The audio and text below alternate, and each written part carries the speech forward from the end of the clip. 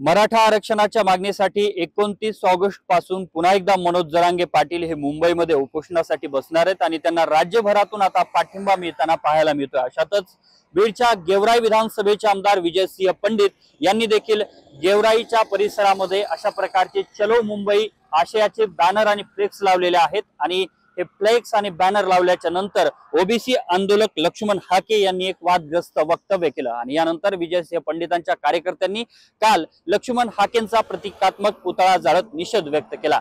यानंतर आज सकाळी लक्ष्मण हाकेंच्या काही कार्यकर्त्यांनी गेवराई शहरामध्ये लक्ष्मण हाकेंच्या फोटोला दुग्धाभिषेक घालत विजयसिंह पंडितांच्या विरोधात घोषणाबाजी केली।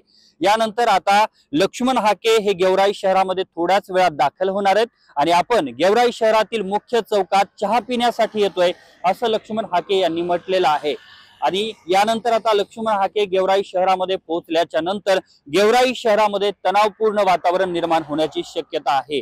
दरम्यान गेवराई शहरामध्ये लक्ष्मण हाके पोहोचल्याच्या नंतर नेमक्या काय प्रतिक्रिया उमटतात आणि नेमकी काय परिस्थिती उद्भवते आणि बीड जिल्ह्यामध्ये या संदर्भात ज्या चर्चा सुरू आहेत त्यापुढे काय सुरू राहतात हे पाहणं महत्त्वाचं असणार आहे आणि याकडे आता सर्वांचंच लक्ष लागलंय।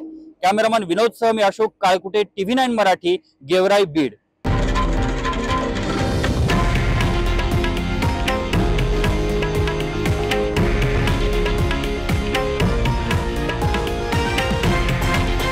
हे आहे देशातील नंबर 1 न्यूज नेटवर्क आणि आपण पाहत आहात TV9 मराठी, एकमेव।